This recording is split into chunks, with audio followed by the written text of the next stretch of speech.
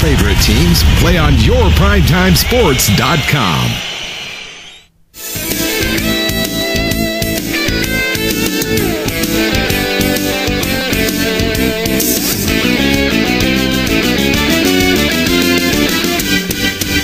Good morning and welcome to yourprimetimesports.com for another edition of Double G Sports Talk Saturday. I'm G. Dave Grim, and that's G. Clifton Garmrath over there. We're just a couple of old G's. Good morning. How are you? I'm doing good. Long road trip last night and get home late. Up early this morning, so I'm raring to go. And that road trip was to Forrest City. If you were listening last night, we went down there to cover Greene County Tech on the road at Forrest City. And the girls came out of there with a win last night. Boys did not. The boys fell 66-55 to the league-leading Forrest City Mustangs. The girls won big, 64-32 over the Lady Mustangs. The Paragould Rams also in action last night. Rams and Lady Rams. I actually have the girls' score here in front of me. I didn't write down the boys' score. I know that both the Rams and the Lady Rams won last night. Paragould Lady Rams 56, Batesville Lady Pioneers 27. They remain undefeated, 8-0 in conference play. The boys picked up their second win of the season in conference last night over the Batesville Pioneers. These games were played at Paragould last night, home games for the Rams. Yeah, Savannah Walker led the way with 14 points for the Lady Rams, and I don't have any stats or anything on the boys. So well, I know that it was. I thought I had posted it on the on yourprimetimesports.com last night, but then I go to look and it's not here. But well, I do know what other place. I do want to say the scores. What we do know for sure is the Paragould Rams won their second conference game. That's true. They won 52-46 in what would seem to be a close one over the Batesville Pioneers at Paragould. And then rounding out the 5A is Nettleton won a barn burners 35-34. Oh boy, I tell you what. That was a close one. So, but it was close. I mean, that would be like watching. You know, we saw a win. They ran all over Paragould last week. They hung tough for 3 quarters with Greene County Tech the week before. On their floor, yeah. Or a couple of weeks before that. So we've seen them. We can't figure out why they don't have as many wins as they do. They're pretty athletic, but they're just on the bottom end of the conference standings. Yeah, and then Blyville with their big man back, which McKillian, he didn't have a lot of effect on the scoring end of it, but Blyville won 45-42 over BB. Now let me say this before you jump in there. McKillian only had 8 points. But he had 14 rebounds and 4 blocks. You can't block that out. So you that makes a big difference. Well, that's the story of the night, because when you look at the conference standings in the 5A East boys, Blyville was down near the bottom because they played several games without Greg McKillian, including a loss to Paragould on Blyville's own floor. That was a shocker. So they were down near the bottom of the standings. They were tied for last place for a little while. Then they moved up a little bit with a conference win last week. Now they're in 5th place. They're making their move. They're on their way up. Let's just go over the conference standings in the boys real quick. Forrest City, of course, is undefeated. Have not lost a conference game. 8-0. Greene County Tech lost its second conference game last night. Both their losses have been to Forrest City, and they're sitting at 2nd place with a 6-2 conference record. BB was 5-2 in conference going into last night's game with Blyville. They could have drawn into a tie for 2nd place had they beaten Blyville last night, but Blyville gets the job done and keeps BB in 3rd place with a 5-3 conference record. Nettleton wins last night at Wynn, and that gives them 4th place all by themselves at 4-4. Then you got Blyville trying to make their move. They're at 3-5. Batesville, Paragould, and Wynn all tied for 6th place, last place, 2-6 in conference play. And 4 out of those 5 teams are, well, let back up. 3 out of those top 4 teams are right where I had picked. Right where most of the conference had picked. Yeah. The surprise being? The surprise being Greene County Tech. Absolutely. And, Blytheville on their way back up. So, but, it's a real shock, I think, to a lot of people. But it's an excitement shock. I mean, we're happy. We're glad the boys, couldn't finish off last night at Forrest City. They had their opportunities. They, I think, got within 2. They got within 2 in the fourth quarter and then couldn't get the deal done. So they had some opportunities, and like you said, couldn't get the job done. Here comes the man now walking in. Yeah, we'll talk to him momentarily. That's Coach Bowlin making his way into Batten's Donuts this morning on a gloomy Saturday morning. I think you told me a minute ago that Skyman's on. We know for sure that Skylar Bowlin is out there in Germany. Must be the middle of the afternoon over there, so good morning to you, Skylar. They're 6 or 7 hours ahead of us, and it's 8 o'clock now, so it's about 2 or 3 or 4 o'clock in the afternoon. That's what I just said. You're sitting here trying to guess my... You're good. You know these things. Okay, now let's go over the girls' standings real quick. The 5A East girls' standings alone at the top. The Paragould Lady Rams 8-0. Greene County Tech in second place. Their only loss coming to Paragould at Paragould a couple of weeks ago. They're 7-1. BB very close behind them, 6-2. Nettleton 5-3. 2 teams tied at 5th. Blytheville and Forrest City are 2-6. The Batesville Lady Pioneers 1-7. And the Wynn Lady Yellow Jackets have yet to win in conference play. They are 0-8. That makes for a long season, you know. I know, yeah. And I've been on both ends of that. Well, it's a horrible, horrible place to be, especially if you're a high school kid, and it's your senior year and you're trying to get something done and you just can't get there. Now let's. Is he our first guest? Yep. Okay, I was wondering if we were going to have to we try to make him this early. We try to make him first because first of all he'll get up here early and he won't be late, and second of all he's so long-winded we give him the longest segment. Yeah, that's true. Well, last night when we showed up at Forrest City, he was actually they had a JV game going, boys game, and apparently there's a referee shortage in Northeast Arkansas because the Coach Bowlin was down there. No stripes because he doesn't just go around carrying a set of referee clothes with him. So he had his warm-up jumpers down there, and he was down there refereeing the Greene County Tech Forrest City JV boys game. And even with Coach Bowlin's help, Greene County Tech boys couldn't get it done on the JV game. I was making fun of him. I said, "Man, that's the worst officiating I've ever seen." I did the same thing too. And then we actually saw the worst officiating we've ever seen. Do you know? Yeah.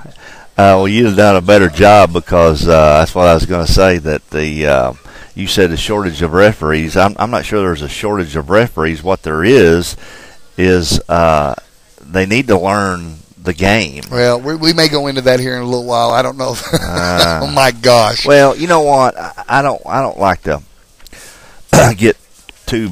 Hang on, man. I gotta have that. I gotta get peel some. You'll scores slap your off hand. of it. You gotta watch out. You'll draw back a nub. It's not just last night's game, but Tuesday night's game at Nettleton again with the Paragould crowd. I mean, it was terrible. Well, okay, but it was. I haven't seen one as terrible yet as the one last night. The one last night, phantom fouls. Does a dozen walk calls that were missed. But does walks not count anymore? Now, you say that. We seen something for the first time. A young lady in the Nettleton Paragould game last Tuesday night was 3 foot inside the 3-point line. And that was at Wynn. Was that at Wynn? That was the game before Wynn. 3 foot. I mean, everybody in the gym knew she was 3 foot inside the 3-point line. She makes her jump shot. This Wynn girl does, and they give her a 3-point. Mm-hmm. And we all look at each other like, "Are you kidding me?" It was unbelievable. Everybody in the gym sees what's going on, except for the 3 guys who are being paid to see what is going on. And I've said it for years. I think we need to go back to 2 referees. 3 is not doing the job that it was designed to do several years ago, and I think they've got lazy. And they just need to go back to 2 referees. If you're not going to do a better job than that with 3, well, at least save the school money. I mean, because you're sure not earning it. So well, anyway. And the other thing is the AAA in conference play is assigning these referees to schools. The only recourse the school has is those referees can be blackballed. Yeah, you can't select which referees you want. So. Well, let's jump on this note and get off the referees. I get it. We're going to end up back on the referees at some point this morning. We've got Coach Steve Richey coming in this morning from Marmaduke. He's a first-time guest with us, and I was noticing here that Morgan Holly poured in 42 points for the Greyhounds. For the girls? No, for the boys. Oh, yeah, okay, yes, you're right. Wow. I can't believe I just said that. I can't either. I was thinking of Morgan Holly. Morgan, yeah, okay. I love to watch Holly. Morgan Trepo is a girl. So. Well, you can't even get her name right. Yeah. Anyway, so we're going to get to talk about that and have some fun with Coach Richey. Rector, right down the road, beat BIC 58-41 in the boys. Really? In the boys matchup. Wow. In the boys matchup. I didn't want you to freak out on me here and think that was the girls, which Coach Dean was on last week. And, he had some games, like 3 games left, or 2 of them were conference, and the last one was at Piggott, I believe he said. So let's. We're almost at a. Yeah, we're going to take our first break of the day, and as you can tell, my voice is going again. You're probably going to be doing most of the interviewing this morning, Clifton, to give you good practice for when you make the big time. I doubt that'll happen. We're gonna take a break, and when we come back, Clifton is going to talk to the legend Scott Bowlin on your PrimetimeSports.com.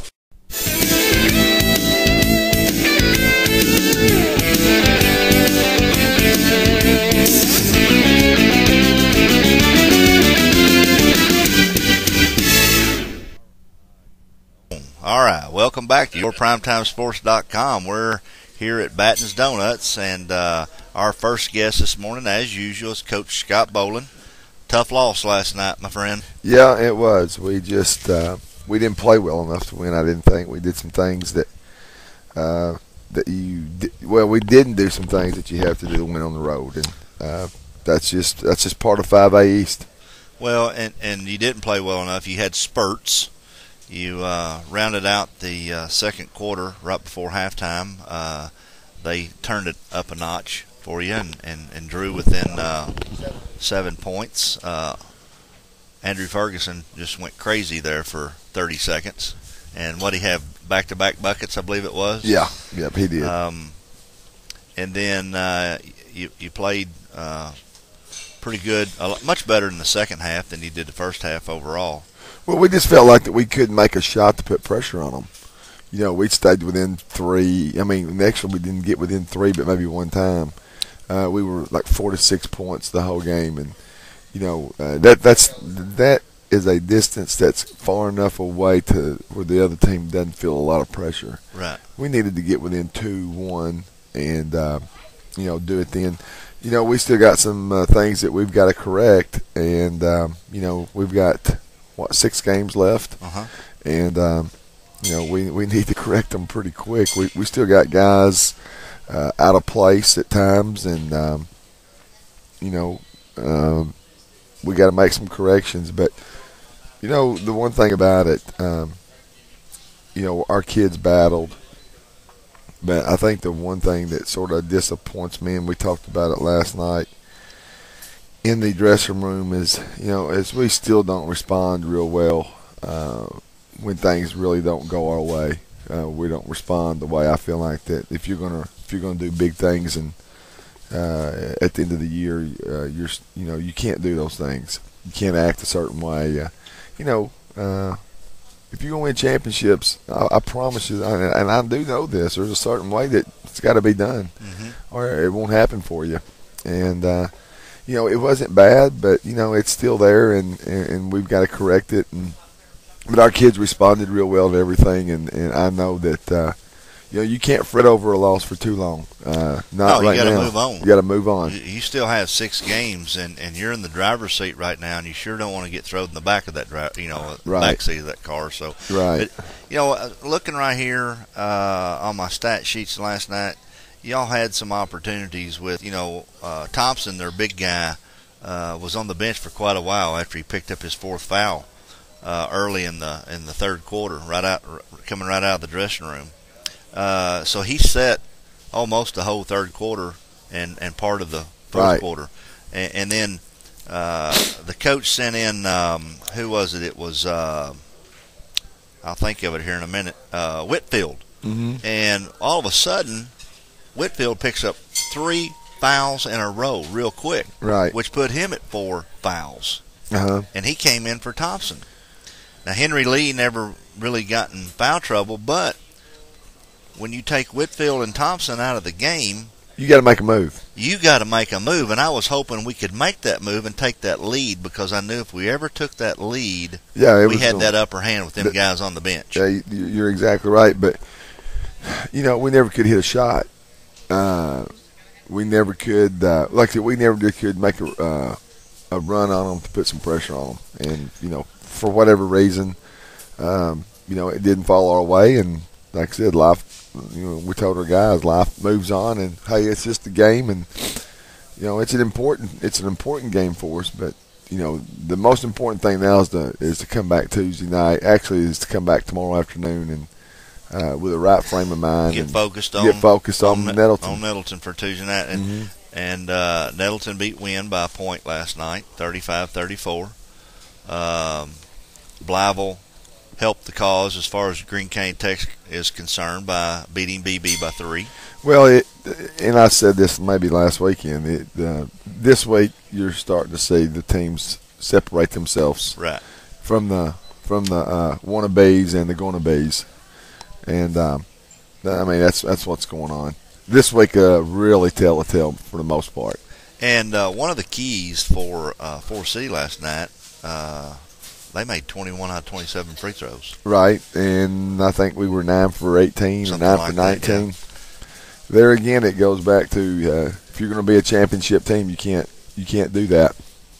You gotta be able to match them shot per shot, and it just goes back to concentration. And I think the concentration goes back to things wasn't going our way, so therefore we sort of let things bother us. We let the other things bother us on the outside, and you can't win championships doing that, and our guys know that, and we just have to continue to work on it.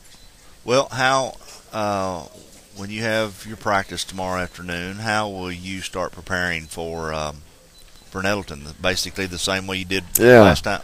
Yeah, we won't even acknowledge last night. Like I said, you can't. Well, I don't mean acknowledge last night. I mean prepare tomorrow for Nettleton for Tuesday. Is there any difference than the last time you played them? No, not really. Basically, when you get to February, we want to do a lot of shooting and not a lot of practicing, to be honest. We'll work on things that we feel like that maybe we need to highlight. And, really and truthfully, the things that we need to do are more mental than they are physical. Right. We need to shoot foul shots. And that's something that foul shooting is all mental and routine. It's all it is. It's just mental and routine because we got guys that can make them. Yeah, you do. I mean, because I've seen Nick Cawthorn make them time after time after time, and last night he missed 3. Right. And he was 3 for 6 from the line. He hadn't been 3 for 6 since he was in the 10th grade. Yeah, and he's a much better free throw shooter. Yeah, he is. But no, we don't do anything any different. We'll just keep going. Like I said, right now you can't worry about the last game. You got to go to the next game. Now, someone that I noticed last night that shot the ball well, especially from the corner. I know twice that he did it from the corner, and he seemed to be shooting with confidence last night. Was Lane Earls, and he's just a sophomore. We really like Lane a whole bunch. Lane's a sophomore. And he's 6'5", 6'6". Yeah, he's 6'5". 6'5", and he shot the ball well. I mean, we really like him. We think he's going to be a cornerstone, one of the cornerstones of our program here for the next couple of years. But, sophomores are like rookies in basketball or any other sport. They'll tend to be up and down. And he had not played real well here the last 3 or 4 games, but it was really good to see him, play. And when you make some shots and when you get to shoot the ball, it gives you more energy. And, he was able to put the ball we were able to put the ball in his hands and make some shots. And, the one thing that he is he's very intelligent. I mean, he knows everybody's position. And he's a very diligent worker. And he's just like I've told you earlier, he's one of the most pleasant kids that I've been around. And we got good kids. But, he's just one of those guys that you want in the foxhole with you because he's gonna cover you. Yeah. He is a good kid. I like watching him play, and he is going to be a great example at Greene County Tech for another couple of years. So, Tanner Perkins, let's talk about Tanner a little bit. He set out before Christmas with a broken hand. Do you think that his shooting, because I've seen this young man shoot, and I've walked in gyms at nighttime in the summer, and he's in there by himself, and he's shooting for 2 hours. I mean, he loves to shoot, and he has the confidence to shoot, but the last couple of games I've seen him play, he's just not hitting the target. Well, we again feel like that Tanner is like Lane. He's going to be one of the cornerstones of our program. When you come in as a sophomore, first of all, if you were a sophomore and you played for us in the past, you were pretty good because we've been pretty talented. But what they all have to understand as sophomores is they all come up here with different weaknesses, and when you play Forrest City or you play a Blyville or someone that does a good job scouting for you, they're going to really pick on you. And Tanner's had to figure out that there's more to the game than this one side. And like I said, I love him. I think he's going to be an outstanding player. He has a hard problem sometimes with concentration and practice, and but when he's in the game, he knows that he has the green light at any time, and we agree with you. We feel like that he is one of the best shooters in the 5A East, and he's not knocking some shots down. He's sort of like right now he's sort of like a guy that's in a slump batting. He starts thinking about everything under the sun, and instead of just going back out there and shooting and correcting it, he starts worrying about this and that. And we tell Hovis the same thing. If you're going to be a shooter for us, you got to be like a gunfighter. You got to have cold water in your veins, and you can't worry about missing. You just got to keep on shooting because those guys got to score. Well, and I noticed, and you brought that up about Tanner only enjoys, or however you worded it a minute ago, about one side of the game. So is the defensive side that he doesn't like as well? Well, yeah, and he's getting better. Don't get me wrong. You know who that reminds me of? Oh, yeah, myself, yeah. Scott Bowlin only liked one side of the game, and that was shooting the basketball. Yeah, exactly. And that's funny. But and Coach Tyre, back in those days, was big on defense, and that's where Coach Bowlin gets his knowledge as a defensive coach, because if you've never watched the Greene County Tech Eagles play a basketball game, I don't care.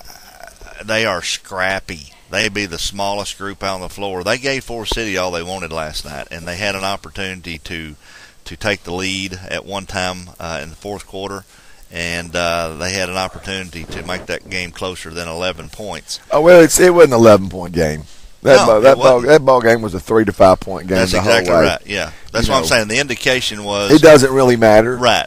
But because if you wasn't at the game, you don't understand the closeness of it. I mean, they hit a couple gimmies at the end to put it to the final score. But that ball game was, it was close. I was telling Coach Rob on the way home, I wouldn't be afraid to play Forrest City in a one-game situation. Right. But my point being is the Eagles are just a scrappy bunch of basketball players. Well, they've improved so much. They've really bought into what's going on, and our seniors are doing a good job, and so that says a lot about them. And here again, I'm not questioning their character and all. It's just it's like anything else in life. When life's good, man, the steaks taste better, and the wife looks better, and the girlfriend looks better, and Oh, Kathy's not around. She's probably listening. But you know what I'm saying. We got to have guys that are high character kids, even when it's right. When we're getting beat. And when you do that, then you're going to win championships. Well, listen, we're going to take a commercial break, and before we do, a real good friend of ours is listening. He texted me a minute ago and said he was listening to me and Scotty B, Coach Bill Taylor. So thank you, Coach, for listening. We had him on a couple weeks ago.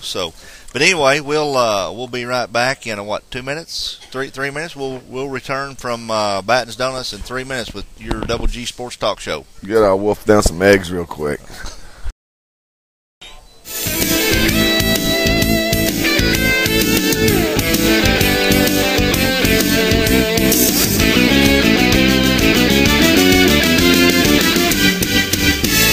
All right, welcome back to Double G Sports Talk Saturday here at Batten's Donuts. Our first round guest this morning is Coach Scott Bowlin. So let's get back to our next week's games. We have Nettleton Tuesday night, and I know you don't like to look too far in advance, but Friday's matchup is on the road, and it's at BB. Is that right? Yes. So two important games next week, and both of them's going to be out for blood. Well, we got to come out there with at least a split, and we come out there with at least a split. We're really looking good on making the playoffs. Here's sort of the way it's shaking out right now. We're 6-2. Obviously Forrest City is unless Lord comes or the creeks rise, they're going to win the league. Right. And we're 6-2. Blyville's 3-5. Nettleton's 4-4. If we take care of our business, Blyville's going to have to win 6 in a row to tie us, and Nettleton would have to win 5 out of 6 to get us. So, we're in a good position. But we don't want to be in that position as far as waiting on somebody else. We want to take care of our own business. And we normally have, and if we do that, then we'll make the playoffs. And a month ago we were wondering if we could get in, and now we're trying to figure out where we're going to finish. So that's a tribute to our players. They've really. I've had the Democrat call me, and a month ago we were 4-9, and everybody was sort of writing us off, and I couldn't coach anymore, and Coach Rob had made a mistake by coming, and just typical stuff that high school sports is just like college and pro sports anymore. It has its critics, and those critics are available to make their comments on the internet and other places, and sometimes it really affects kids. From adult standpoint, it is what it is. But with all that being said, if we can go ahead and make this, and we feel like we can make a run at it, we really do. That's as stupid as that may sound. We feel like that we can win 2 or 3 games. We're not going to be one of those games, Cliff, one of those teams that and I tell our kids this every year in the state tournament. There's 8 teams that's just glad they're there. Right. They're glad they're getting to get in the bus and miss a day of school or 2 and play and get the heck beat out of them. Then there's about 4 teams, maybe 5 teams that think they have a chance to win a game and get to miss the whole week of school. Stay. Get to miss a whole week of school. And then there's Greene County Techs, and there's the Blyvilles, and there's the Almas, who feel like that when they get in, they got a chance to win it every year. Right. And we're one of those. We're one of those teams. We're not. Our program is not in a position anymore to think that, man, we're just glad we get in. We want to do something once we get there. Getting in anymore in our minds, whether it's right or wrong, is a given. If we make it this year, we will have went 7 out of 9 the last 9 years, and no one in the East has done that. Right. Actually, no one in the 5A has done that I can remember. That is really something to be proud of for our program. So, we feel like we're one of those teams that once we get there, then we want to do something with it. And being at home is going to be such an important thing for us. I was just fixing to ask that next question. Well, our student body and our community is, they've rallied around our girls and our boys, and it's really fun to go to the arena and play now. And I read, I think it was Wednesday's paper after Tuesday night's game. Not a lot of coaches do this, but you gave a lot of credit in the paper to the fan base and the Rail Rumblers and how important the kids are at that game that went into double overtime Tuesday night against Blytheville, that they made the difference. And now Dave and I broadcasted the Paragould at Nettleton games, and I'm receiving text messages on the quarter by quarter on the girls and boys games. We're packing up and leaving, and I'm getting a text message from Lisa Tabor telling me that, I think the text said something to this effect, 1 down, Ferg just fouled out. Well, when Ferg fouls out, my heart drops, because he's such a spark plug out there. And I'm like, oh, man, we're 1 down and Ferg just fouled out. And I think there's almost 3 minutes left or something like that. And so by this time I'm in my truck and I'm driving through Jonesboro, and then I get a text. I'm on the outskirts of Jonesboro, and I get a text that says, we just tied it up going into OT. And I went, oh my gosh, I got to get there. And I couldn't drive fast enough, and I had the opportunity to walk in and watch the second overtime. And I want to tell you something. If that whole game was as exciting as that last 3 minutes, it was fun. Yeah, it was.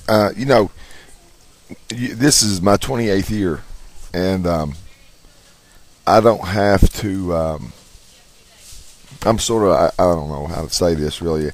I am secure in my abilities to coach and to lead young people. I'm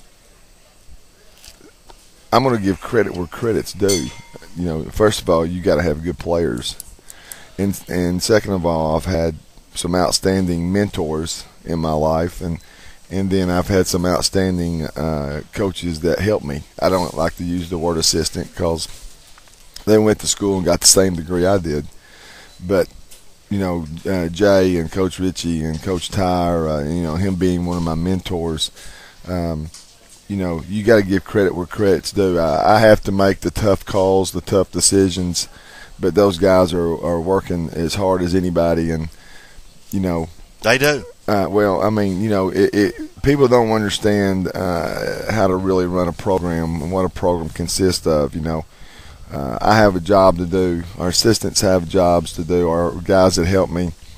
Our players have jobs to do. The managers on the team has a job to do. We all have a job, and then if we're all doing that job to the best of our abilities, then we're going to be successful. Well, and you've always, and I've said this before on our talk show, you've always had good help.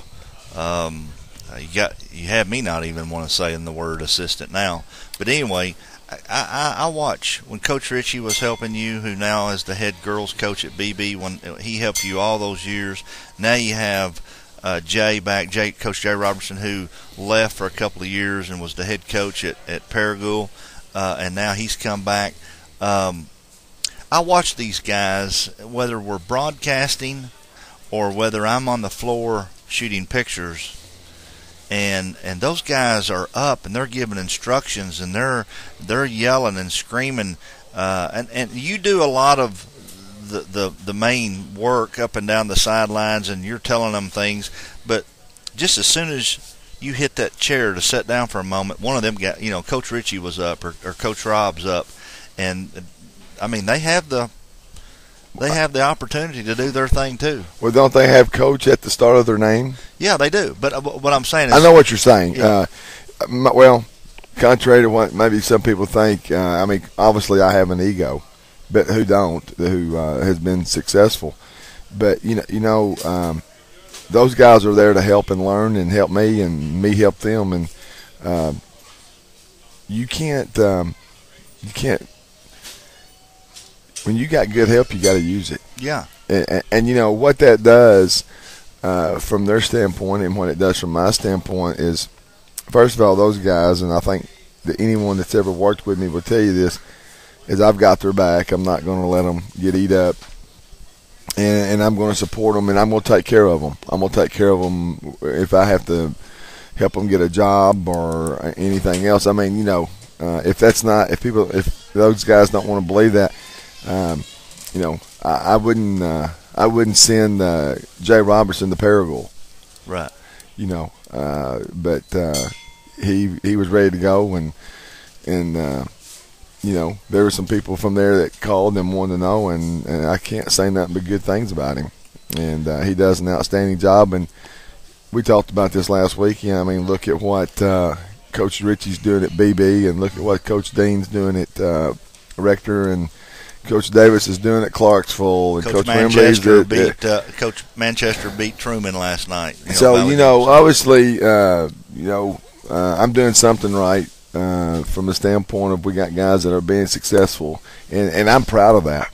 You know, like I said, that's your legacy is not going to be remembered so much as what you did. It's what you did with the people around you. Well, let me tap into this just briefly. We'll go to another commercial break. We're having an extended conversation this morning with Coach Scott Bowlin because our next guest at 8:40 was going to be Coach Bobby Gross of Brooklyn.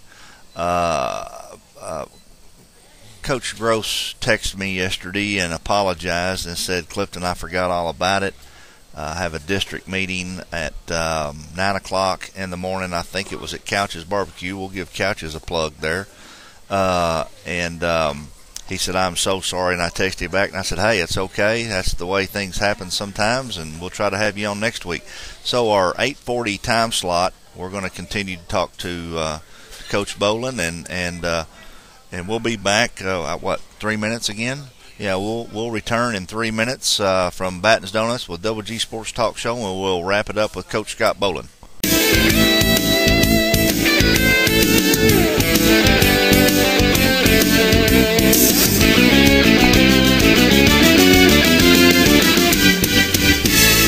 Good morning and welcome back to yourprimetimesports.com here at Batten's Donuts. We are talking to Coach Scott Bowlin, the head coach of the Greene County Tech Golden Eagles, and we're going to step into talking about the state tournament down the road. Greene County Tech is hosting the 5A state tournament this year.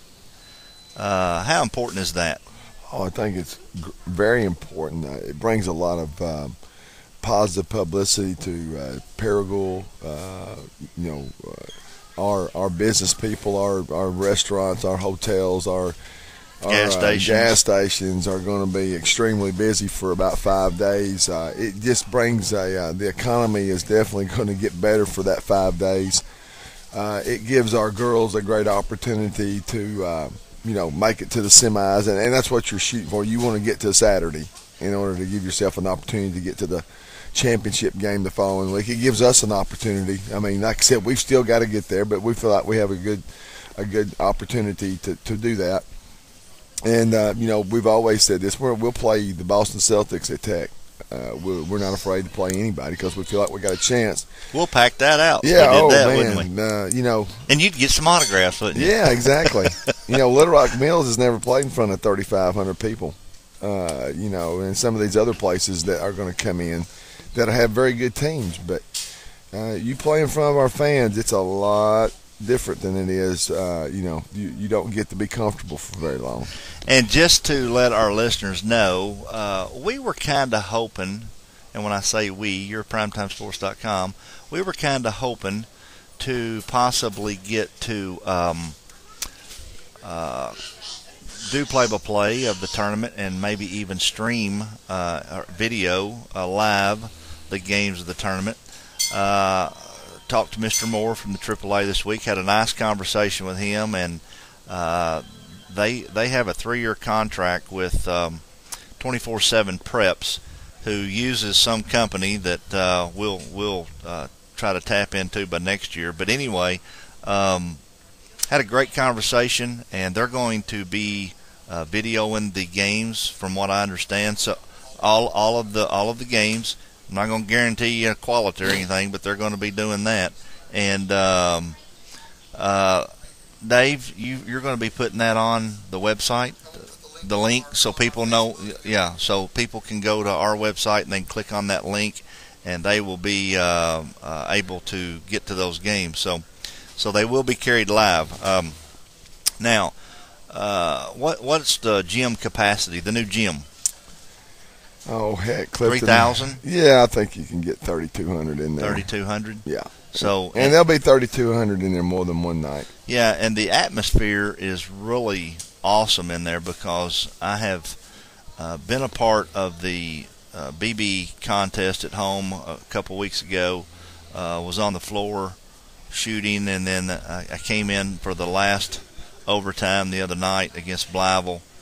And I was up high. I didn't take the time to get down on the floor, being 3 minutes to go in the game. But I want to tell you something. It's just as loud up there, up high, as it is down on the floor. Yeah. It is extra. I mean, it will cause the hair on the back of your neck to stand out, Dave, when that crowd goes off on a basket that puts Greene County Tech ahead or something. It's crazy, isn't it, Coach? It is, but unbelievably, I don't even hear it. I'm sure you don't notice it. I really don't. Because you're so involved in the game as well as you should be. But, man, I'm down on the floor against BB, and when Ferg made that bucket off the glass that took that 44 to 43, am I right? Yeah, something like that. Lead. Plus, I'm right in front of the Rail Rumblers. I'm 5 feet in front of them, and there were 70, 80 of those kids behind me. And that place just erupted. Honestly, it's amazing, but we don't hear anything. Yeah, and I've been in a lot of gyms that has that atmosphere. It's just fun to be in that atmosphere. So well, I mean, we for a lot of years now we've had that. Some years better than others. But, our crowds, our student body is known throughout the state at this point. So the state tournament will be hosted here in Paragould at Greene County Tech's new arena, February the 28th through March the 3rd. Am I correct? I think that's right. Yeah, I'm off the top of my head here. So that's good for me this early in the morning, start remembering dates with nothing in front of me. Right. But now, we've talked basketball for almost a good solid 45 minutes. Let's tap into something that you want to talk about, that you like to do, right. That and you have something you showed me a minute ago. But first, before you get into that. Well, first of all, I wouldn't have got into this if I wouldn't have known you all my life, I've got... Sport memorabilia. Yeah, it's probably gotten me in trouble a lot more than it has not, but I enjoy it still.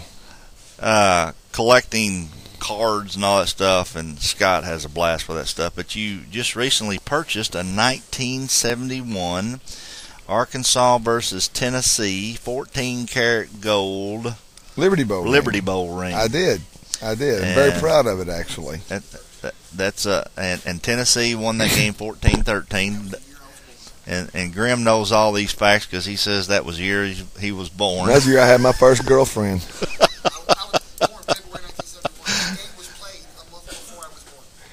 Oh, I think it was a month after I had my first girlfriend.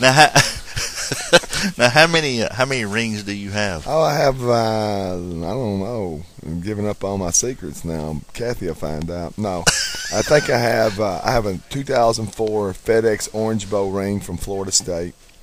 I have a Final Four ring from 1990 Arkansas Razorbacks. Does that have diamonds in it? Yes, it does. I have a 1996 Marshall University National Championship ring, football. And I have, let's see, and then I have this one. So how many would that make? That make 5. 5. I have 5 rings. 5, yeah. I'll say you one more. I have a 1978 Major League Baseball All-Star ring that was played in San Diego. Was that a salesman sample? Yeah, but them's hard to come by. Oh, no, I know that is. What do you want for it? I don't know. We'll discuss that later.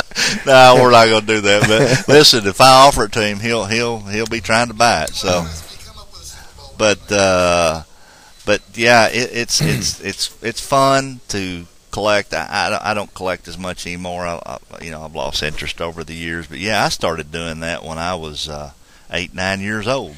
I tell you what it does for me. It lets me get away from my job, and I enjoy it. I just really, and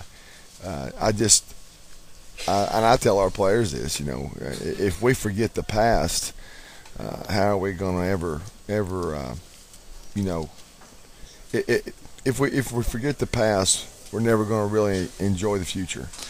Yeah, and as big as sports fans as you and I are, we love to stay in touch with the past. Yes. Tell everyone out there who your favorite basketball player was. You have his card. Pete Maravich. There you go. Yeah, Pistol Pete Maravich. And I want to tell you something. I watched a young man. And I have his name. Hang on just a minute. He plays for the. Talking about the guy. No. This is not pro or anything. This is. I went up to Rector last Saturday after the talk show, and I went up there, and I was watching the 7th grade boys play up in the tournament that Rector was putting on, and so anyway, Coach Bill Taylor and I were sitting there, and we were watching this young man for Riverside by the name of Gavin Stone. He's a 7th grader, and Coach, you would be impressed. This young man, in the first half, not last Saturday, this was a previous game, but I was told about this. In the first half, before halftime, had 9 3-pointers. Wow. That's what I said, wow. Well, can we get him at Tech? Well, I don't know. Well, here's the deal. I tell Coach Taylor that I want to sit and watch this kid play because they were playing the next game. And this kid comes out. Didn't smile. he took this game very serious. First shot he missed, but the next 3, nothing but net from the 3-point arc. And I want to tell you something. He was so calm. He was so cool. He handled the ball well. He was fun to watch. Yeah. So I'm going to keep, being a 7th grader, I have a mental note along with notes in my iPhone here that I'm going to keep Gavin Stone's name around. I want to watch this kid play. Well, let me tell you how I got to be interested in Pete Maravich. In 1968, 69, my uncle was one of the baseball coaches at the University of Alabama, and I was 9-year-old.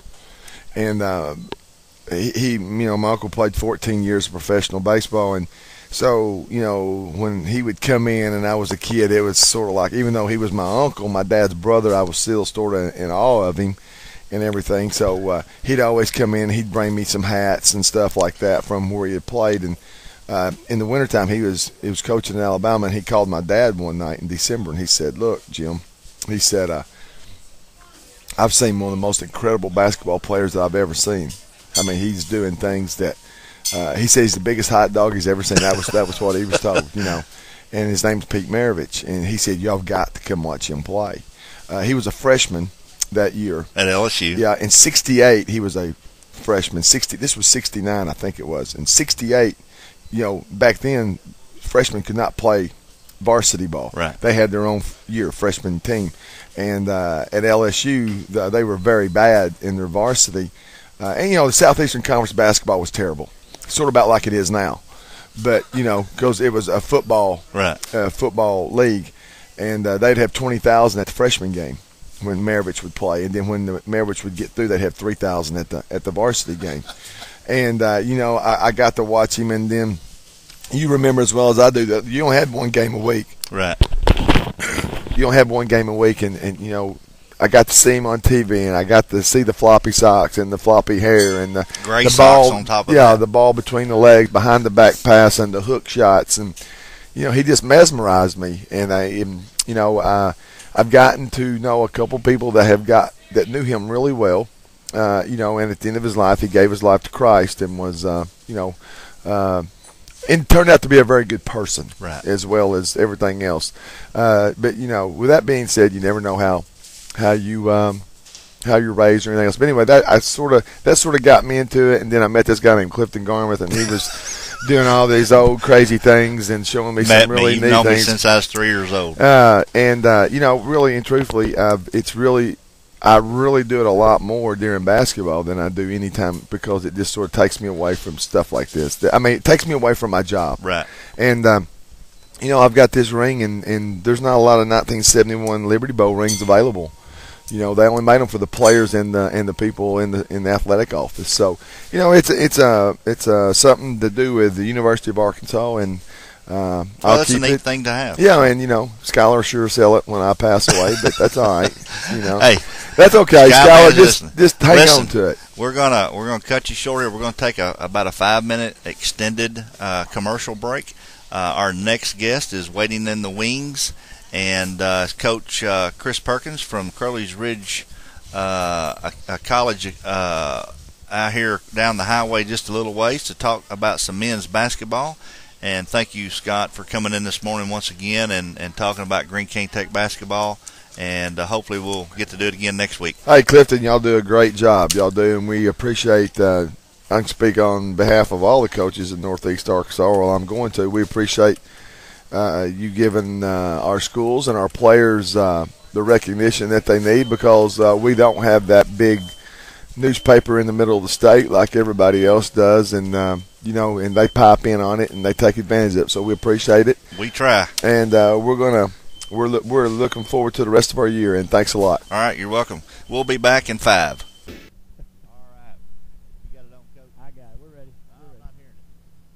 All right, there we are. Okay. Now we're on. Yeah, okay. Now we're on. Coach Bowlin did something.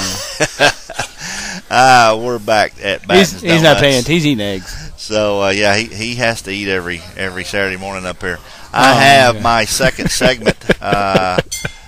Coach Chris Perkins, the head basketball coach at Crowley's Ridge College. Good morning. Glad to have you. Hey, good to be here. This is our first opportunity to have you this year. You've been a busy man on the road a lot. We have been gone a lot, and it's just kind of the nature of the beast, and recruiting and scheduling and travel and everything we have going on. And let's see, this last weekend we were in Tulsa, and I think the weekend before that we were somewhere. Well, I know that we tried to get you on a couple of times earlier in the year, and it just didn't work out on those Saturdays because you were on the road, or you were meeting maybe a future Pioneer player or something, of that nature. So, all right, well, let's dig right into your season, because we have just about 20 minutes to talk to you. Not probably the season that you were looking at, but you also knew that you were a young squad, right? And you're sitting on a 3-18 record right now. Been on both sides of this spectrum as a player and someone that's been around sports all my life. These seasons tend to be long. Well, we spent so long. We spent 40 years as a junior college, and this is our third year now competing as a 4-year school, and in my third year back with the program. My first year back here, we did not play a very tough schedule, and we were okay. We played pretty well. Last year played a pretty tough schedule, but maybe not all the way through. I think our first half of the season was pretty good. We put our first Division I team last season, and we finished 13-16 and not bad. But we had some experience on that team. We had T. Wayne Smith was a senior, had played all 4 years out there, and we had some experienced guys out there at that time. So really going into this, I knew this year was going to be really our first year of a rebuilding process. And we have 11 underclassmen of our 12 players on our roster. We have probably three of the best players that maybe we've had in a while that are all redshirting right now for us that will be eligible next year. There are 2 transfers and a freshman coming out of high school. We've got a good, solid core of guys right now that are playing really well. Blake Wheeler from Manila, sophomore year, just really taking over a leadership role for us, and he's really played well, especially since Christmas. Really has played well since the break. Josh Langino, a transfer from William Penn University in Iowa, scored 25 Thursday night up in St. Louis. Very tough to stop going to the basket. So, things just continue to get better. Jeff Scudlark, player for us that is really just now starting to turn it on. and really beginning to feel comfortable as a freshman. Travis Myers, one of our guards out of Oklahoma, really just now beginning to feel comfortable as a freshman. Clint Vandergriff, another kid that we started him for the first time Thursday night at the point guard. And that's kind of a spot that we're missing right now. We're missing a point guard. And so Clint has kind of stepped in and kind of filled that role for us and has really helped us out and has just kind of taken upon himself and said, okay, this has got to be done. Doesn't want to do it. As a freshman, it's a tough spot to throw you in there and say, okay, here, you're going to run our team. And, you'd much rather have a junior or senior in that spot, but he's done a good job.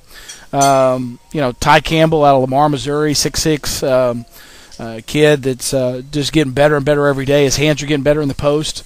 Former high school football player, had a chance to go play college football and decided to come here and play basketball for us. And he's kind of really gotten better, especially the last couple of weeks. He's had to fill in for Skylar Blackler, our 7-footer, has been out with a bone bruise on his foot.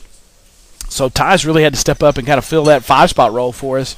And has made us a little bit of a different team without Skylar. But we got Skylar back Thursday night. He had 11 and 11 up at St. Louis Christian, and hopefully we can get him back and kind of get rolling here towards the middle and end of February and get ready to go in the tournament. Now, what conference are you in? This is your third year as a 4-year college. We're in the Central Region right now. We're not in a conference. Okay. We're in the Central Region. And I'm anticipating, as we kind of talk with administration and where our athletic department is going to go, I'm anticipating some changes probably this summer, maybe into next year and within the next couple of years.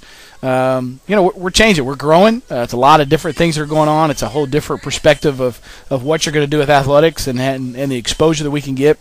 And it's all for the good. Right.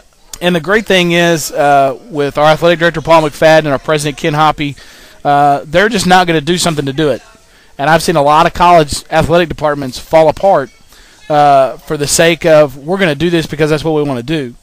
Those two guys are going to look at it. They're going to make sure we do the right thing. They're going to examine it. Well, and they're not just going to throw us under the bus. And, I have things that I would like to see us do, but, I'm looking at it as a men's basketball coach from that perspective. Sometimes you got to look at it as an entire athletic department. Much larger picture. Sure. And we've, we just last fall started men's soccer for the first time. Our women's basketball team, this is their first year back. They're on the road today going to Springfield, Illinois. And, and they're an all-freshman team. They have only, I think, 2 sophomores and everybody else is freshmen, and they've gone through a lot of injuries.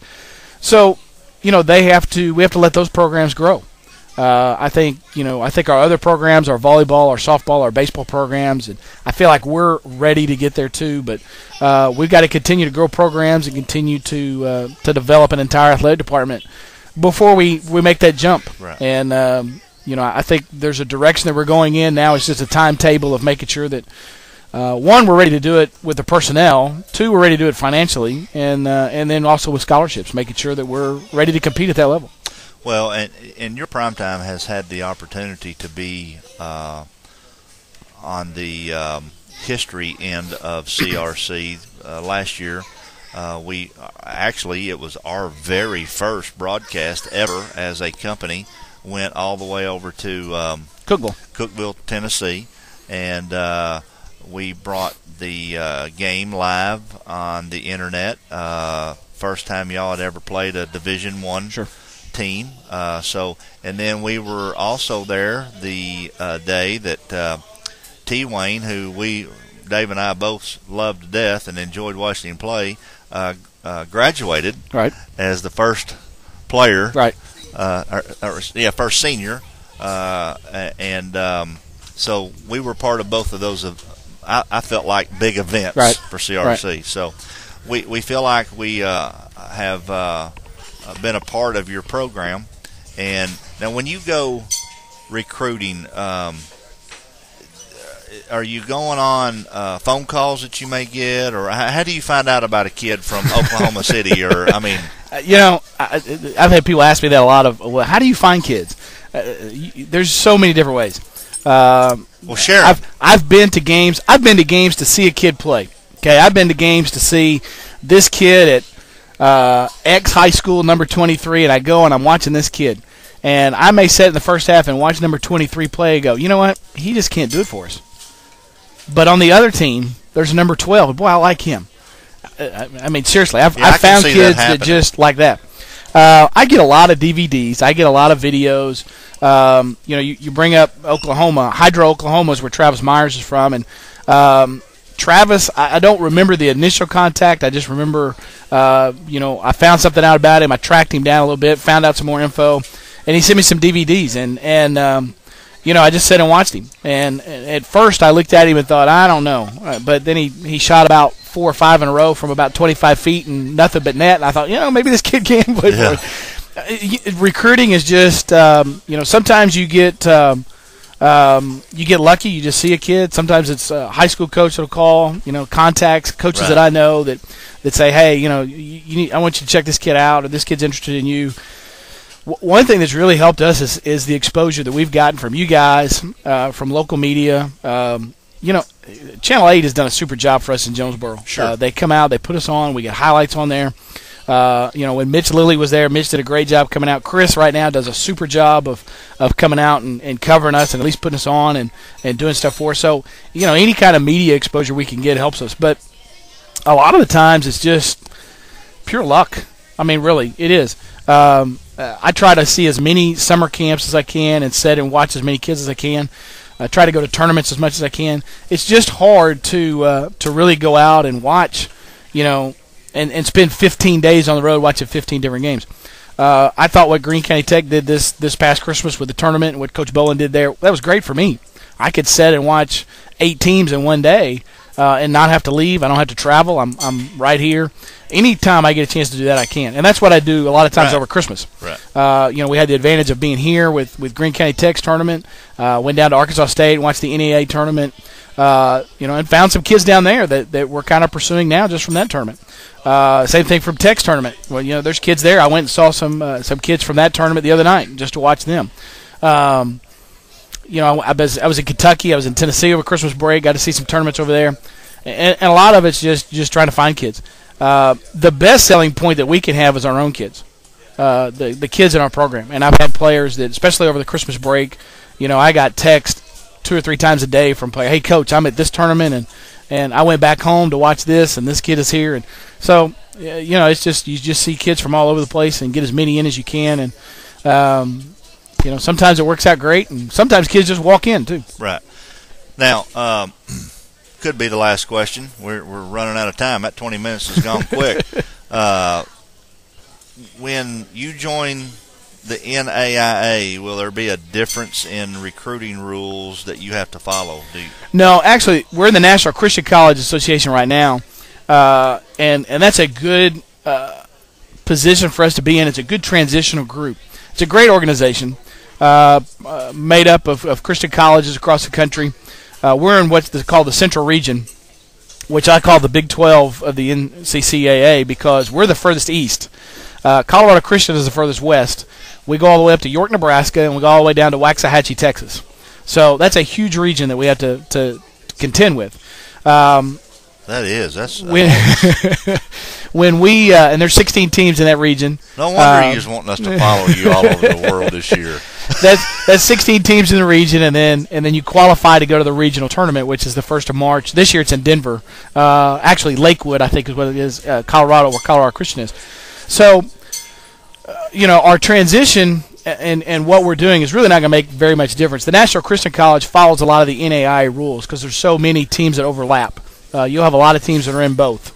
They'll be in both organizations. And what a lot of teams will do, I don't know that we'll go this route, but what a lot of teams will do is if they're in the NAIA, and let's say they don't qualify for their national tournament, or even with some groups, you have some NAIA conferences that may have 12 teams in it, and maybe they only take the top 8 to their conference tournament. So if you don't qualify for that, then you can go to the NCCAA regional.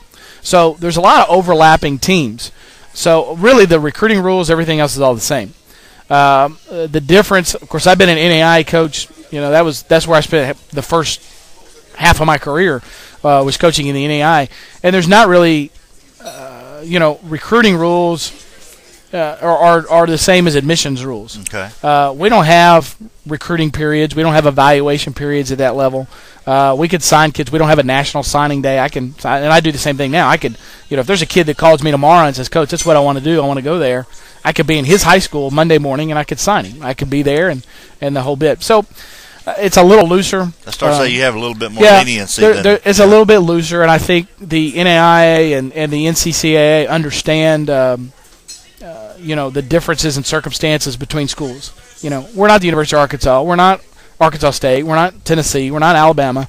You would think in Christian schools you'd have a little bit. They would think you have a little bit better ethics code too. Well, that's there too. But I think a lot of the deal is, they understand the fact that I can't get done with practice, drive down here to the Paragould Airport, get on my private jet, and drive to wherever to see this kid play. So there's a little more leniency in the evaluation periods and things like that. So what we basically have to do is we just have to treat them when we recruit them. We have to treat them like any other student. In the recruiting process, just like our admissions office would do.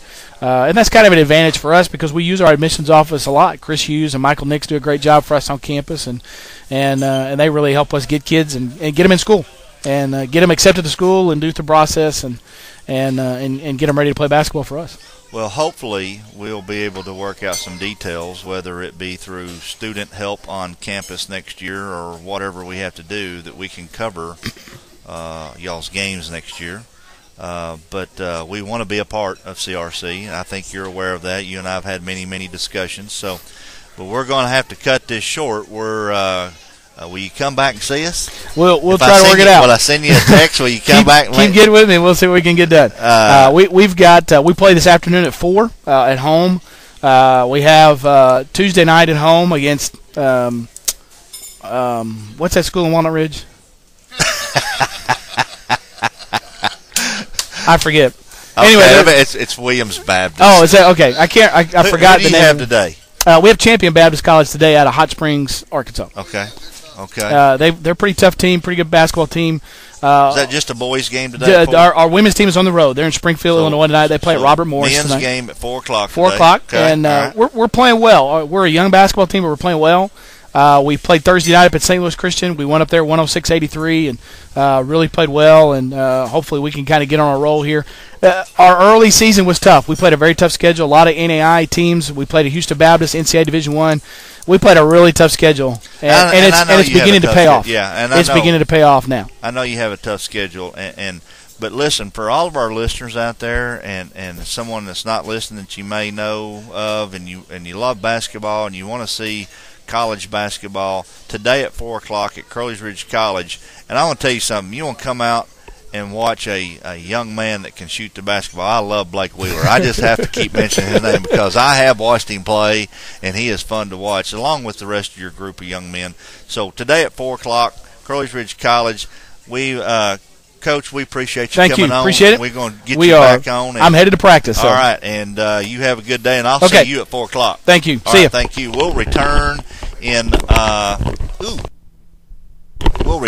just about 3 minutes, and we'll have Coach Royce McMillon from Crowley's Ridge Academy, a high school boys basketball coach right down the road, and we'll talk some Crowley's Ridge Academy basketball with Coach McMillon. We'll return in 3 minutes with yourprimetimesports.com. Your favorite teams play on yourprimetimesports.com.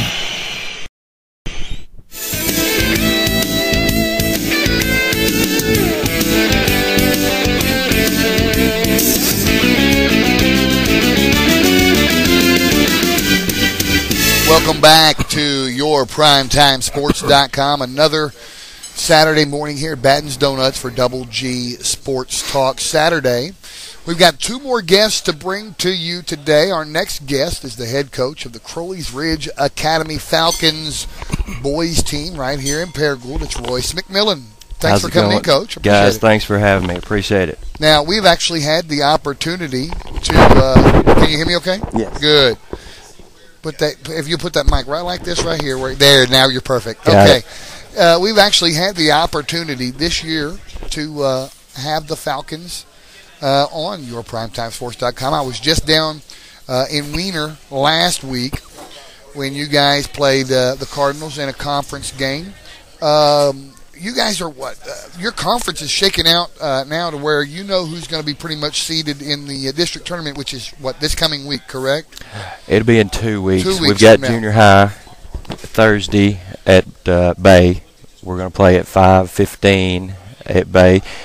Junior high's 15-5. They have a pretty good season. We've got a lot of freshmen, but they've had a good year. How are they seeded in their conference tournament in junior high? Well, we were 8-0, and then we had Bay twice. I tell you what, Bay's junior high, they're stacked. They're stacked too. Yeah.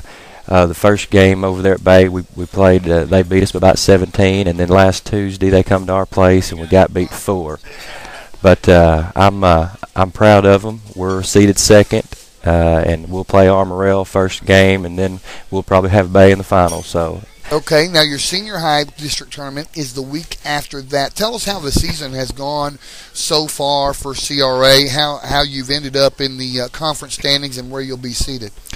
Well, it's just about the same as junior high. We were 6-0, and then we go to Wiener the other night where you was at. Maybe I'm bad luck for you guys. Maybe I should stay away from Piggott Tuesday night. Well, after Piggott, I'll let you know. But we go into Wiener, and we're down 18-19 at halftime, and it just shouldn't happen. But anyway, we come back. You battled back in that We game. did. Ended up being 4, but you can't take any team in our conference. You actually lightly. tied that game. We did at about midway through the fourth period. Yes, sir. And the CRA half of the gym, where the CRA fans were sitting directly below me from where I was broadcasting from, and they lit on fire when you tied the ball game.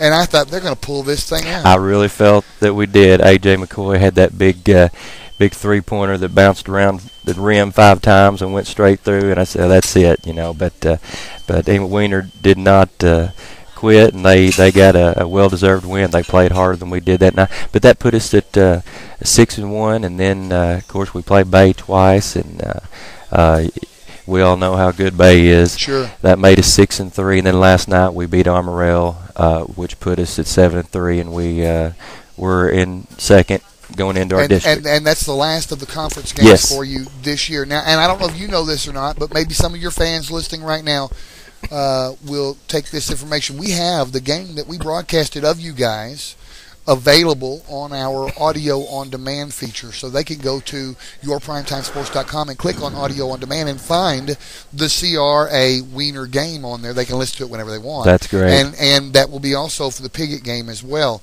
Let's talk about Piggott real quick. Non-conference matchup for you just before the district tournament to kind of keep you guys fresh going into the tournament so you don't get stale for that last week. How's that looking for you? Well, if I'm not mistaken, it's going to be Piggott's senior night.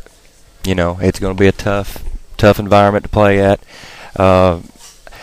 Don't know much about them. They've struggled a little bit. They're about 500, maybe a game or two over 500, but they're going to be hungry for that last home game win. So it's going to be tough, but we're going to get ready Sunday evening and Monday and have a good practice Tuesday and go over there and see if we can't get us another win. Now, do you have one scheduled for Friday or anything like that going into the district tournament, or is this the last regular season game? We will be at Walnut Ridge Friday. Oh, okay. All right. Going to be another tough battle right there. They're about a 500 team, but they play a tough conference. Are they 2A? 2A. Piggott's a 3A. Yeah. And you guys are 1A. We're 1A. Even with the AAA rules that count your students as a student and a half, so that it will make the private schools bump up in classification, perhaps, you guys are still a single A school. You didn't bump up. So that tells people how small you guys are, student body wise. Oh yeah. And what the talent pool, what the warm body pool is that you have to pull from for your basketball program. Sure. Our senior class, we've got about 18 or 20 kids. Wow. So I guess us and Ridgefield are probably one of the two smallest, schools in the state. Private schools that are in the AAA system. Yes. There are several private schools that don't play in the AAA. Right. They don't want to fool with all the, you're counting our kids more than this number or whatever. Right. But you guys, you've been in AAA for a while now. Yes, we have. A couple of decades? Yes, I think so. So, and you came close, I think, in the girls program actually came close to a state championship a few years back. Well, last year, I believe, was their first trip to the state tournament. Okay, well, now, what am I? I'm thinking of volleyball. Volleyball, you guys win a lot. this past 2 seasons ago, they was state champions. I think in the last 15 years they've won 6 state titles in volleyball. So do you get to help with volleyball? Do you have anything to do with the program at all? A little bit. I help the coach here and there. You know, volleyball is a passion of mine. But right now I'm boys basketball. And you got 2 teams. You got junior high and senior high. You got your hands full. Yes, I sure do. In the summertime, I do some help with the volleyball teams. And of course, you guys have baseball. I've got baseball as well. You got soccer. Got soccer. Volleyball, basketball, baseball, soccer. What else am I missing? Oh, we've got tennis and golf. Wow. Yeah, it's for a small school. We've track. You got track? Yes, we do. Yes, we do. It's for a small school. We've got a lot to offer. And hard as it may be to believe, there are people in this part of the world, in Paragould and surrounding areas, that to this day don't even know you exist. It's true. It's as hard as that may be to believe, even though sometimes you're on Channel 8 and you're in the newspaper, this and that and the other. They go, CRA, who's that? They're right down the street. They're literally across the street from Greene County Tech. Sure. And you're the best kept secret in Paragould right now. Right. I tell you, the school has been there for 60 years. There was a nice write-up in the paper last Sunday. We're not going anywhere. It's a great Christian environment. You know, we have Christian education. Every kid there has a Bible class that they go to.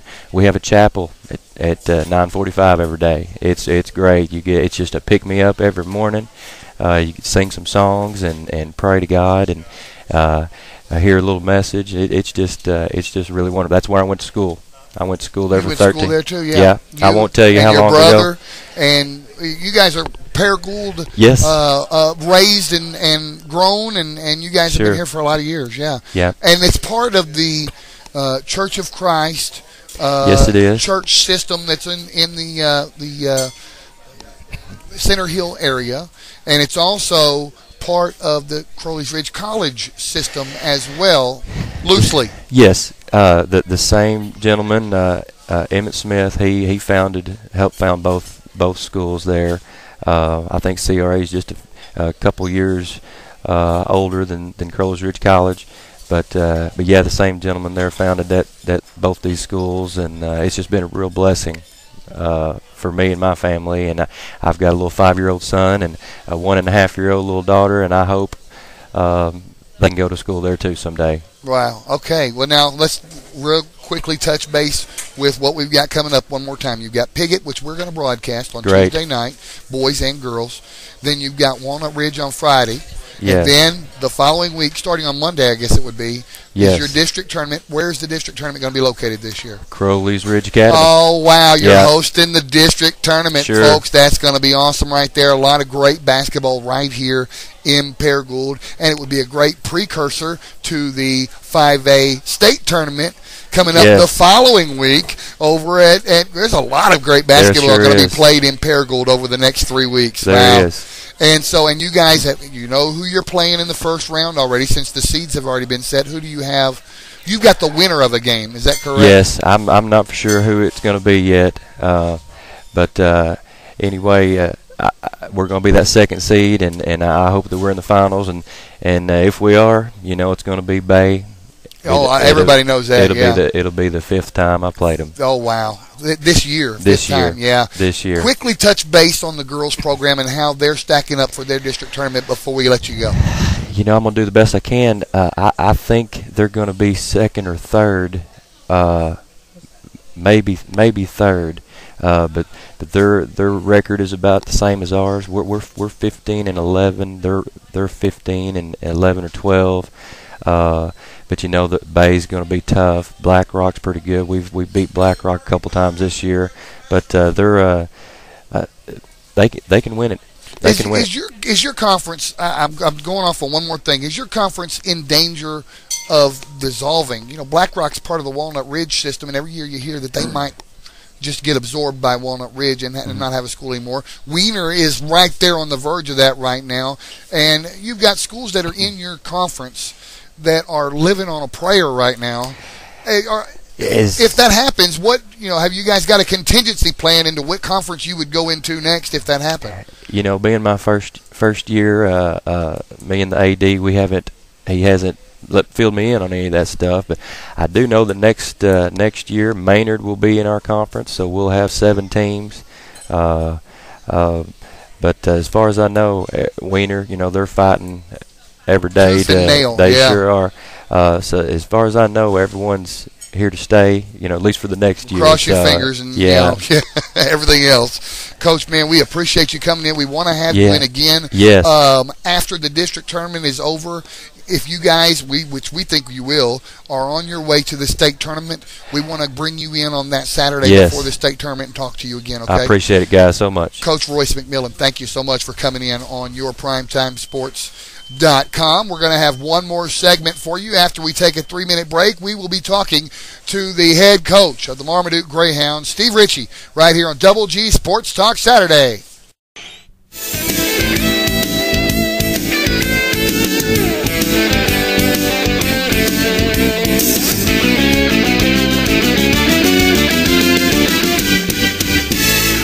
All right, welcome back to the Double G Sports Talk Saturday here at Batten's Donuts. Our last but not least guest is the head basketball coach at the Marmaduke Greyhounds Senior High Boys. How you doing, Coach Richey? Doing very well, Clifton. How you? Doing good. We've known each other a long time, hadn't we? We sure have. So I read this morning where Holly had 42 for you last night. I love watching that young man play. Oh, I tell you what, he's a tremendous player. He is an unbelievable competitor. I've been privileged over the years to have several kids that just hated to lose, and Morgan is one of those kind of players. He'll take it on his shoulders, and he takes it really hard. He's a diehard competitor. He loves to win basketball games. Watched y'all play in the NEA tournament against Truman, which you took one on the chin in that against that team. That team ended up making it to the finals. But man, he was so aggressive and played so hard in that game. And you're right, he is a true competitor. Oh, there's no doubt about it. He's probably over the years I've probably put more of a collar on him than I should have, because he just he gets so competitive and he gets so into what he's doing that sometimes he tries to do it a little too much. But I tell you what, he more so than just his basketball ability, he is, as a young man, he has grown up tremendously this year. Has become a leader, become much more coachable. Works hard, wants to do what's right on the court, off the court, and we're going to hate to see him go. But we got a lot of kids we're going to hate to see go. Yeah, and you do hate to see those kids go, but that's a credit to his parents. Yeah. He has good mom and dad. I know both of those folks, and good folks. So now let's tap in a little bit to where are you standing in the conference play right now? Your record. We finished up our conference play last night, and we finished our conference record at 12-4, and that's going to get us we finished up tied for second place in the conference. East Poinsett County won our conference, and then we tied with Mark Tree. But we split with them during the season, and they're actually going to get us on the tiebreaker. So we're going to have the 3rd seed in the district tournament, which means we got to play one game to get into the regional tournament. Right, I was just starting to say, so that don't put you automatically qualified for the regional tournament by getting that 3rd seed. So you have to work your way into that. Right. We've got to win one basketball game. We've got a meeting scheduled for this morning, as a matter of fact, and we're going to set that tournament up. I believe it's going to come out where we will play the winner of Buffalo Island Central and Riverside to get into the regional tournament. Now, where is the district going to be held? The district is at Cross County this year. It's at Cherry Valley. And the regional is at BIC? The regional is Buffalo Island Central, and the state tournament will be at Cedar Ridge. Cedar Ridge, okay. Now, let's talk about some of your key players besides Morgan Holly. Let's talk about those other starters that have put you in the position with that number 3 seed. Well, you mentioned Morgan and how hard he plays. I think several of our kids have just really I think that's one thing. I think we've overachieved a little bit, and I think it's been because of several of our kids have just played extremely hard, and they've been very competitive, and they've bought into what we're doing. We've got other seniors. We've got, Zach McDowell, 5'11", 6-foot guard. That is just a really good shooter of the basketball. I mean, he shoots the basketball well, and he can shoot the ball from 22, 23 feet out, and pretty good off the dribble, and just a real quiet kid that, right. He'll get you 15, 16 points, and you really don't realize that he's done that much. And his defensive ability has gotten a lot better this year. He's a lot of times he has to guard people that are bigger than him and outweigh him. He's not a very big kid, and he gets in there and battles and scraps and scrapes, and he's had a really good year. We've got some post players: Derek Donnell, Will Winberry, Dylan Van Gilder. That's the thing. When we start a basketball game, we do not have a player on the floor that's 6'1". We start about 3 guys that are in the 6-foot range, and night in and night out, those guys are going out and they're battling against guys, 6'2", 6'3", 6'4", and they just we have to do things right. We have to work awfully hard. Those guys have to be in great position defensively. They have to block out. They have to post up hard. They have to do all things that you teach post guys to do. But in their case, they can't get by on their size, so they have to do it right every time. Casey Reagans is a guard that's not a senior for us. He's a junior. Second year for him to start. Started last year. He is also a kid that has shot the ball real well for us, can shoot the three, can beat people off the dribble, get to the rim. He can play, out on the floor. He can play inside, works very hard. He's another kid that's a real competitor, and he'll go about 5'11", 6 feet tall.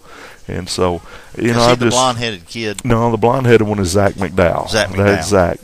Casey, I think, wears number 5, and he's kind of sandy-headed and just works real hard all the time.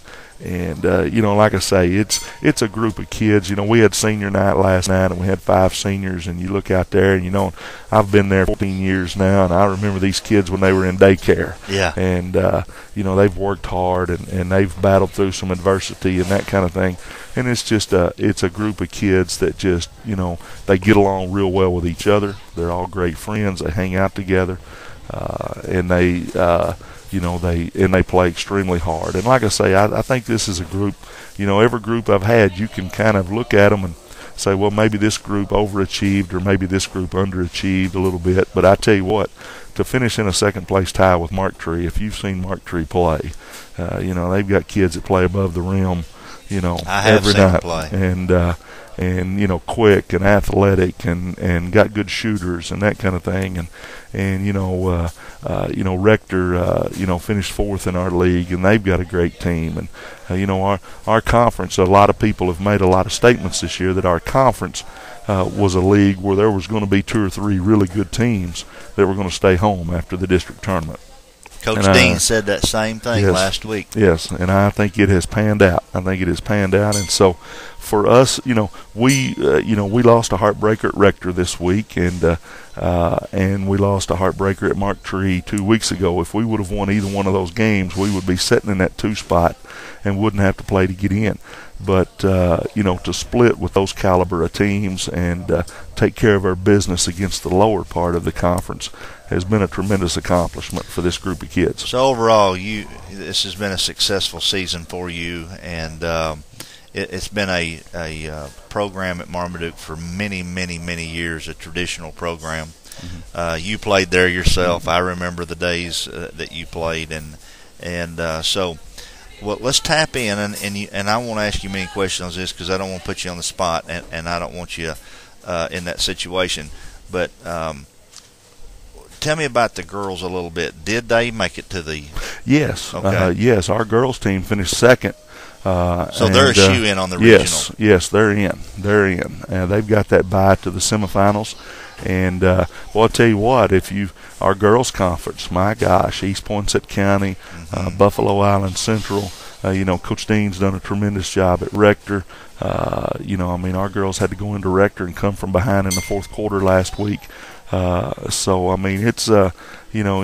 anybody around here that wants to see great basketball. If you want to see great basketball, you can come to any of our conference games, any of our conference tournament, any of those things, and girls and boys, you're going to see great basketball.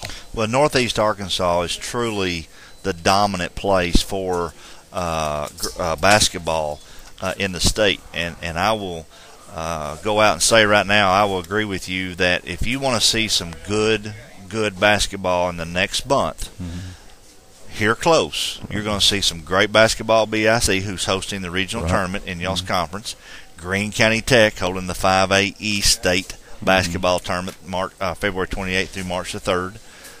That's tons of basketball right there that you can see. If you're a basketball junkie, you're going to get all you want. You're going to get all you want next several weeks. So now we've already touched on that. Yes. This place is going to be. There's going to be all kinds of people converging on Northeast Arkansas with basketball. So let's touch on your junior high program. What do you have coming up, and where did you I'm assuming you finished that? We did. We finished up our conference last night in junior high. The district tournament will be this week at Riverside. Okay. And we actually finished third in our conference, and once again have to brag on those guys. We were a little down last year in junior high, and I think finished near the bottom, but we had several kids that were coming back. If you would have told me back in October that this group would finish third in the conference in junior high, I would have said that's just not going to happen. That's not going to happen. And we finished third, and we finished behind East Poinsett County, who has Marcus Monk's little brother as an 8th grader. He had 30 last night. He had 30, and he's getting 2, 3, 4 dunks a game as an 8th grader, which is just incredible. And they actually beat us by 5 points at our place. And Riverside's got another great junior high team, and they finished second, and we were able to, that's the only two teams that beat us in the conference besides we split with Mark Tree. But we're going to finish third. I got a young kid, a 9th grader, that got 37 last night. That I think is, give me his name. 37 for a 9th grader. His name is Eddie Page. His name is Eddie Page, and I don't want to tip my hat too much, but there's his season may not end this week. There you go. There you go. That's what we want to hear. Well, let me ask this. Let me tell you this story, not ask you a question. As you know, as a photographer, and as Grim and I are doing all this broadcast and building this business, we're tapping into all the Northeast Arkansas sports. Right. And we keep up with our Marmadukes and our Techs and our CRAs and our Paragles because we're in Greene County. So we are keeping up with you guys all the time. But outside of that realm, there are 2 kids that I'm going to keep up with for the next 4 and 5 years that are just off the charts. You mentioned one of them, the Monk kid at EPC. We've heard nothing. Everything you said, I've heard multiple times this year. Then I've already mentioned this kid once on the show today, but I'm going to mention him again. I went up to Rector last Saturday after the talk show. Watched some 7th grade basketball, and actually went up there 2 weeks in a row, the girls and then the boys last week. I find out there's a kid by the name of Gavin Stone on Riverside that had 9 3-pointers in the first half of a game. First half, I'm like, are you kidding me? Well, they come out to play, and this kid is the real deal. Right. And I thought, well, I got to watch this kid. I got to keep up with this kid. I got to keep up with the Monk kid. So just like we do Holly and like we do all the other kids around this area. So, there are some awesome basketball players around here. Oh, I tell you, it's, like you said earlier, Northeast Arkansas. I don't know. I would have to go back and look through the books and through the records and that kind of thing. But, over the years, I've been at Marmaduke, like I say now, 14 years.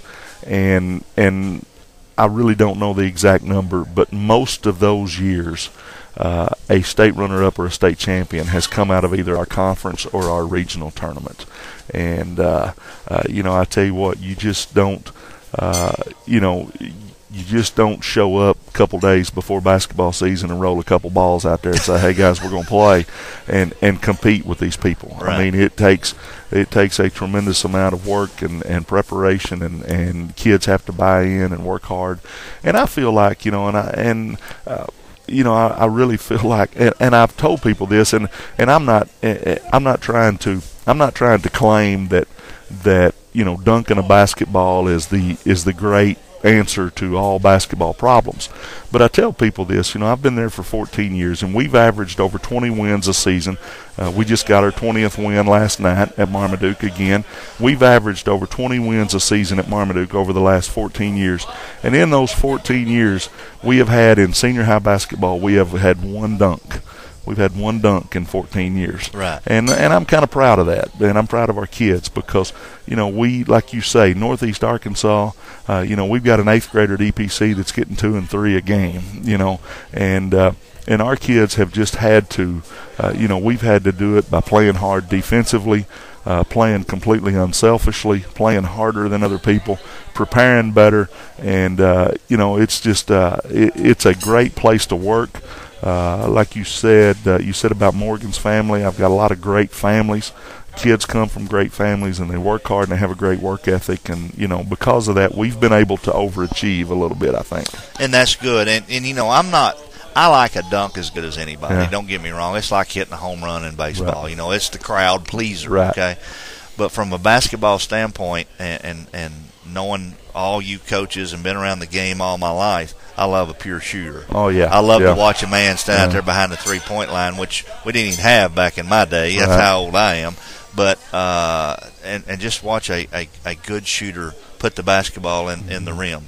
That's an art. Right. And that takes a lot of practice. Right. Anybody that can leap can jump up and jam one in a Right. rim. Mm-hmm. And that's fun. And I mean, we were at Forrest City last night doing the Tech Forrest City game, and we seen, I think, one dunk in the game. And Forrest City's got some big, long Right. young men on that team. Right. So we seen one.